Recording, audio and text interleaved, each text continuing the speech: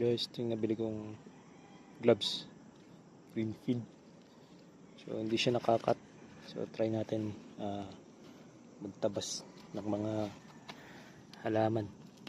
So ito is size large. Hindi tayo mahirapan magpaklas ng mga minsan may matatalas na halaman eh. Ito, madali lang. Maganda yung fit niya.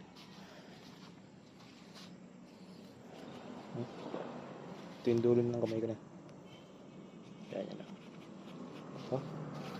So kami ngayon is naka Bermuda grass. Tinatanggal ko lang yung mga sumisibol na iba't ibang uri ng halaman. Yan. Oh. Check nyo lang yung link below. Hindi siya masakit. Tsaka comfortable fit siya.